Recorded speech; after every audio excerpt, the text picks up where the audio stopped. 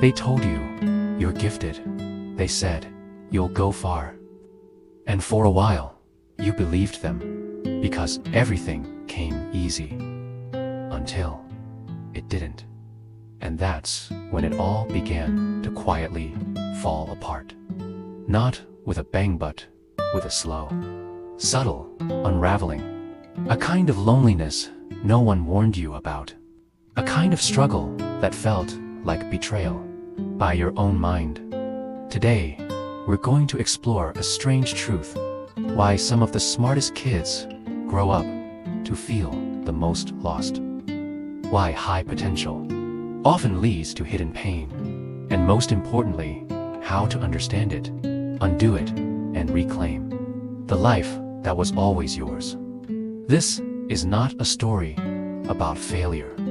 It's about survival and the silent cost of living inside a label too long. So, let's begin in this episode of the Let's Talk Psychology podcast. We're peeling back a layer of emotional truth that many people carry but rarely put into words. We're talking about smart kids, why so many of them grow up struggling, disconnected, and often lonely. On the outside, they seem fine, sharp, capable, high-functioning, but inside, there's a quiet ache, sense that everyone else got the manual for life, and they're still flipping through blank pages. So, what happened? Why do so many intelligent children grow up feeling out of sync with the world around them? After all, weren't they supposed to thrive? They were praised, rewarded, told they were special. Teachers lit up when they spoke. Parents beamed with pride. Classmates either admired them or envied them. They were the kids who finished the worksheet first, who aced the test without studying, who understood things before the question was even done being asked. But somewhere along the way, something broke. That praise turned into pressure. That early promise became a silent prison. And now, many of those same once gifted kids are adults facing challenges that they can't quite explain. They might struggle to start new things. They often procrastinate, not because they're lazy, but because the fear of not being perfect is paralyzing. They feel socially behind, unsure how to build real connections in a world that values charm over introspection. And worst of all, they blame themselves, because no one sees what's going on beneath the surface. Everyone still tells them, "You're so smart, you'll figure it out." But deep down, they're thinking, "Then why haven't I?" This is where the real story begins. It turns out, there's a reason behind this pattern, and it's not because smart kids failed. It's because they built their identity around one single trait: being smart. Let that sink in. It wasn't just a compliment. It became who they were. The world kept saying, "You're smart," and eventually, they believed that's all they were. Let's pause and consider something. When you're young, your identity is still soft clay. You're looking for words, labels, signals, anything that tells you who you are. Some kids say, "I'm the sporty one." Others think, "I'm the funny one." Or, "I'm the shy one." Or, "I like dinosaurs." Or, "I hate math." It's normal. That's how identity begins. One-dimensional, simple, and tied to something external. But being labeled smart is different. It carries weight. It feels like a badge of honor, a golden ticket, a prophecy, and it sticks. Hard, especially when it's reinforced day after day. Teachers light up when you get the answer right. Parents brag about your grades. Strangers say, "You're going places." And for a while, it feels amazing. You float through school. You get praised without effort. You feel like you're playing life on easy mode. But here's the twist. What people praise becomes what you protect. And in this case, what they were praising wasn't your hard work. It was your effortless success. They clapped when you got it right on the first try. They smiled when you said something clever without preparation. They celebrated your A's when you barely even tried. And so a subtle, dangerous belief forms. If I'm truly smart, things should always feel easy.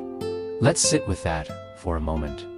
Because this belief sounds harmless, but it will slowly sabotage your entire adult life. Here's how. As you grow up, life stops being easy. You face complex problems. You get things wrong. You meet people smarter, faster, sharper than you. And suddenly, those old rules don't work anymore. But instead of thinking, "This is normal growth," you think, "What's wrong with me?" Because if you were really smart, why are you struggling? This is the silent crisis. The challenge doesn't just feel hard, feels like a threat to your identity. And so, instead of leaning into discomfort, you start avoiding it. You don't raise your hand unless you're sure. You don't try new things unless you know you'll win. You don't let yourself be seen trying, because trying means risking failure. This is how perfectionism takes root. This is how fear of failure quietly begins to dictate your choices. And this is how joy, curiosity, and growth start to fade. You become afraid not of the world, but of disproving the story you were told. A story that once gave you confidence, but now holds you hostage. But here's the Stoic truth. You are not your labels. You are not your past praise. You are your actions. Wisdom, according to the Stoics, isn't about being the fastest to understand. It's about being the most resilient in the face of difficulty. Seneca once said, "Difficulties strengthen the mind as labor does the body." So if you're struggling new, doesn't mean you've failed. It means you've started to grow beyond the cage of effortless success. And that's something worth honoring. When your worth is built on always being right, failure doesn't feel like learning, it feels like exposure. And so, you stop growing. But here's the deeper cost. You also stop connecting. Little by little, your world gets smaller. You begin to retreat not because you lack ability, but because you've been taught that anything less than effortless success is weakness. So, instead of venturing out, you stay in your comfort zone. You cling to what's familiar. You only do what you're already good at, what feels safe. It doesn't start with fear. It starts with logic. Why waste time on things I might fail at? Why join something that makes me look average? But over time, this seemingly rational approach becomes a trap. You start living less to protect more. Your image, your identity, the smart kid badge you've worn since childhood must not be threatened. So you don't try the new sport. You don't volunteer for the group activity. You don't say yes to new challenges. And all the while, the world around you moves on. Your peers are out there, experimenting. They're stumbling. They're laughing at themselves. They're growing through effort, discomfort, even embarrassment. Meanwhile, the idea of failing feels like tearing apart the only version of yourself that ever got praise. And here's the cruel irony. The longer you protect that image, the more fragile it becomes. Suddenly, you can't afford to mess up. You can't afford to be seen struggling. You can't afford to risk being not the smart one in the room. So, you stall, you wait, you overthink, and that's when it begins the slow drift into isolation. Because here's the truth, we don't say enough. Growth and connection happen together. Think about it. We connect when we're on a team. When we're all confused during a hard class. When we stay up too late, working on a chaotic group project. When we try something new and fail together. Shared struggle creates shared humanity. But if you avoid those moments, those imperfect, messy, very human experiences, you also start missing the bonds that form inside them. You don't join the club. Because, what if you're not good at it? You avoid trying the sport because you've never done it before, and hate the idea of being seen, learning. You turn down the group project because the uncertainty, the give and take, the noise of it feels overwhelming. You step away from the very moments where connection lives. You drift out of the rhythm of social life.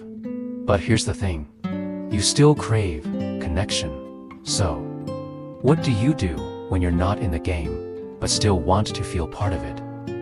You do what you've always done. You fall back on what you know, your mind. You start observing people instead of engaging with them. You analyze their behavior instead of relating.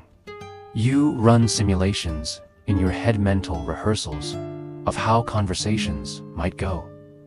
You study their facial expressions like equations. Key.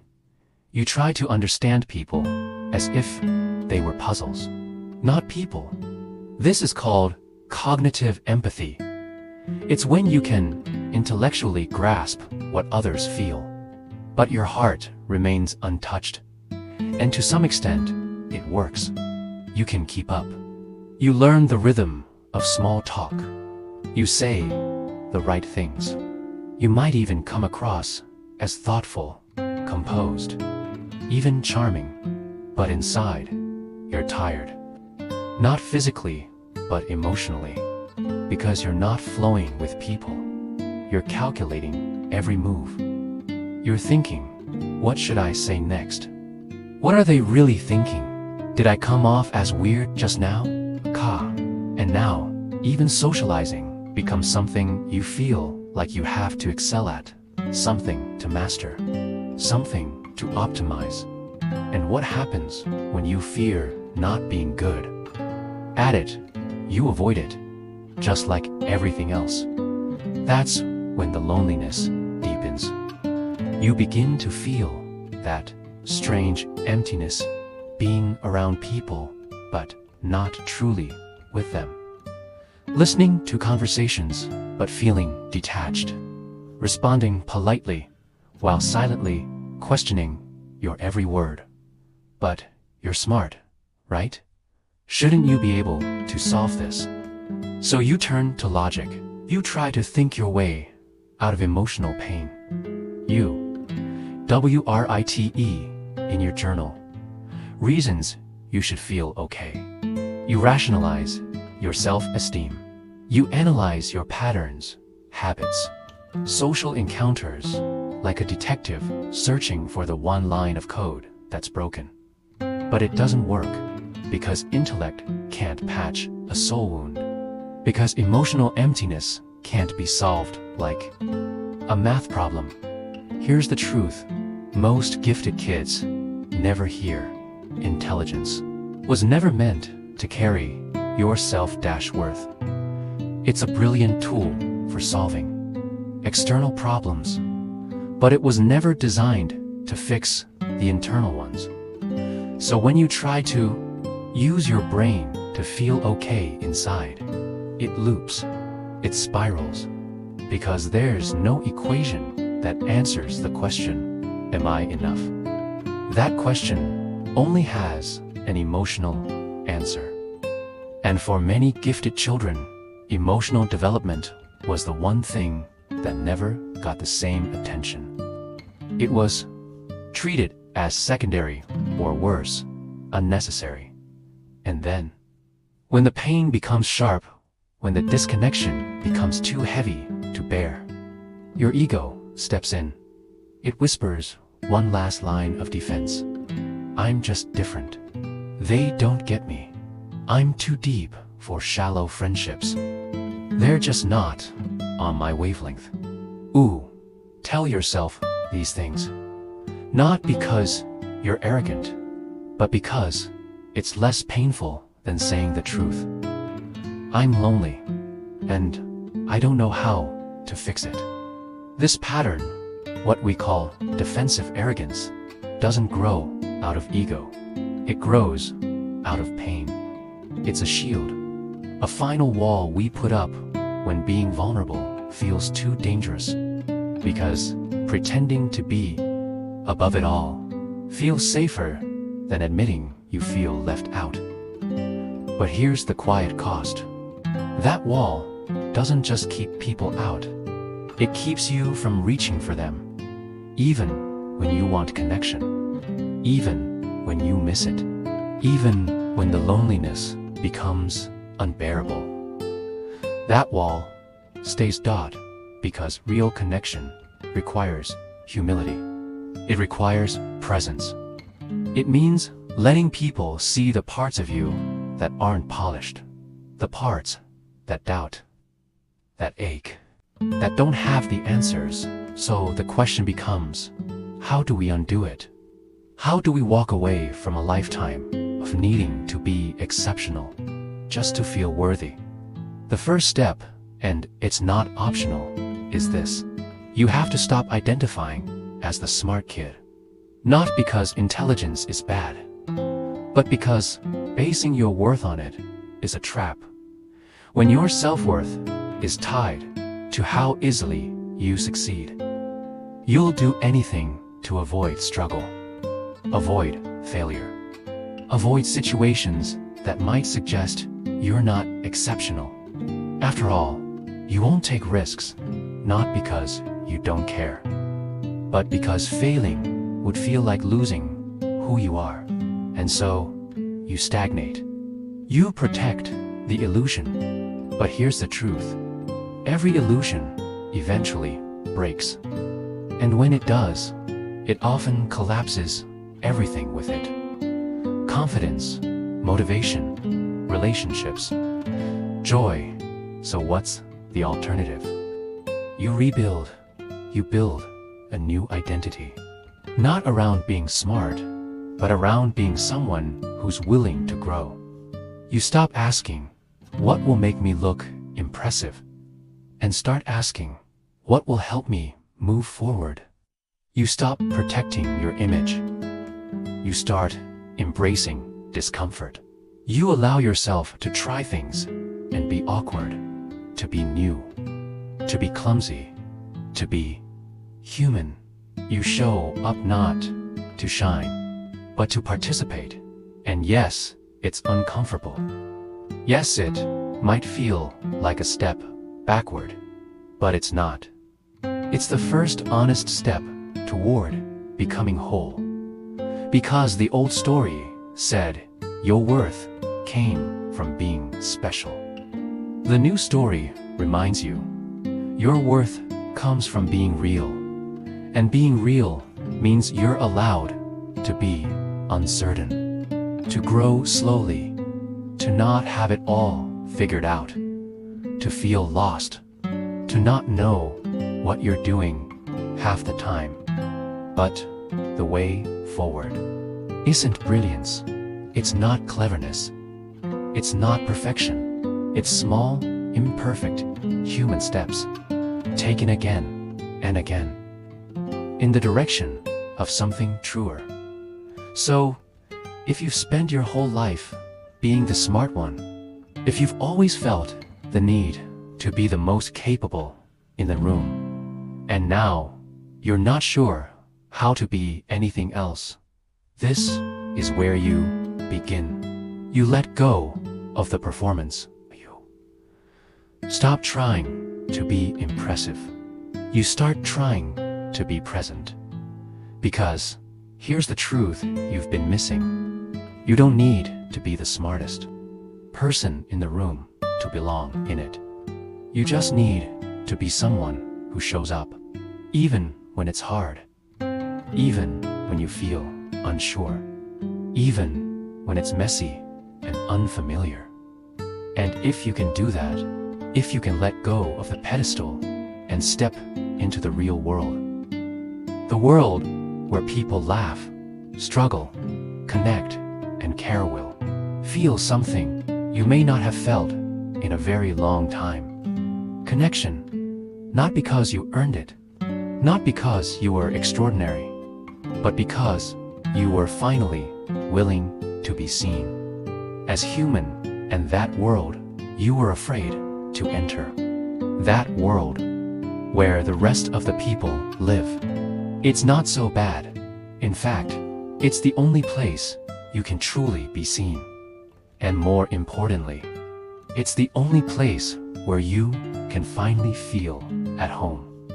If any part of this message touched something inside you, if you recognized a pattern that's been quietly shaping your life, if something finally clicked, that maybe it's not just you leave a comment. Say it out loud. Sometimes, naming the truth is the first real step to healing. And if this kind of reflection resonates with you, if you're someone who's walking the long, quiet road towards self-understanding, subscribe to Stoic Havenway.